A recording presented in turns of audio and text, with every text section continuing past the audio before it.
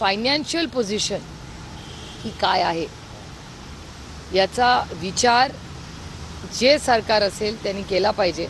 कारण का ज्या पद्धतीने सरकार लोन्स घेत आहे, म्हणजे इलेक्शन हे केंद्रबिंदू ठेवून ते या जुमल्यांचा पाऊस पडत आहे. म्हणजे इलेक्शन जिंकण्यासाठी सरकारी यंत्रणा, सरकारी पैसे वापरायचे आणि सत्तेत यायचं, पण ॲट व्हॉट कॉस्ट.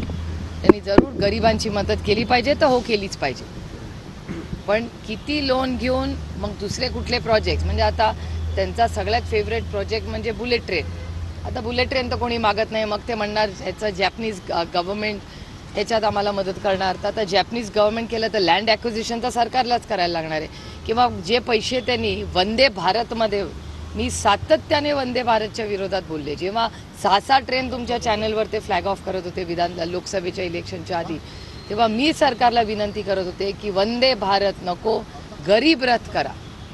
आणि आज तुम्ही बघताय फायनान्शियल पोझिशन वंदे भारतची काय. त्यामुळे या सगळ्याचा चेक्स अँड बॅलन्सेस सरकारमध्ये हे असलेच पाहिजेत. आणि पुढचे 2-3 महिने काय मला काय आश्चर्य वाटलं नाही हे बजेट बघून. ताई, कांद्याचा विषय तुम्ही अनेक दिवसांपासून धरून लावलेला आहे. मात्र कांद्याचा घोटाळे जे आहेत ते आता कांदा विक्रीचे घोटाळे जे आहेत ते समोर येत आहेत. कृषी मंत्र्यांना जेव्हा सामटेंनी प्रश्न विचारला होता तेव्हा त्यांचं कृषी मंत्र्यांचं असं उत्तर होतं की तुम्ही चौथा स्तंभ आहात, तुम्ही कोर्टात जा. 2 गोष्टी आहेत. मागच्याच आठवड्यात दिंडोरीचे आत्ताच निवडून आलेले खासदार वगैरे सर, बीडचे खासदार बाप्पा आणि मी आणि जालन्याचे काँग्रेसचे खासदार यांनी पियुष गोयलांची भेट घेतली.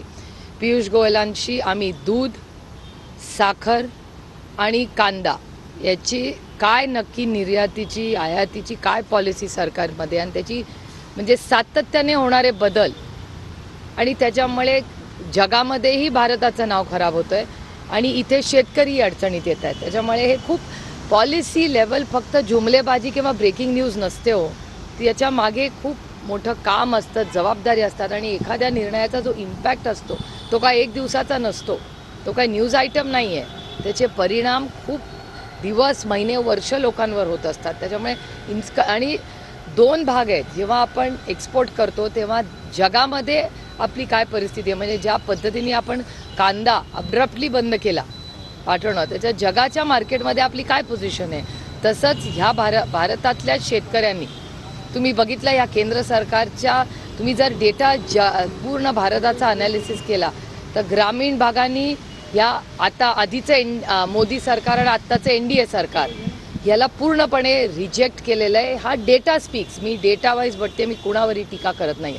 त्यामुळे या सगळ्या गोष्टींचा फार गांभीर्याने सरकारने, आणि तुमच्याच एका चॅनलवर मी 3 दिवसापूर्वी RSSचे एक त्यांचा जो कृषी विभाग आहे त्याचं एक स्टेटमेंट मी पाहिलं होतं. ते तुमच्या चॅनलवरचं आहे आणि त्याच्यावर असं आलं होतं 118 कोटी रुपयाचा घोटाळा हा या सरकारमध्ये कृषी मंत्रालयात झाला आहे. हा आरोप मी करत नाही आहे, कारण का तुम्ही हा प्रश्न नक्की मुंबईमध्ये विचाराल, तेव्हा मुंबईमध्ये विचारताना हा प्रश्न मी एकटी विचारत नाही आहे. RSSचं जे कृषी विभाग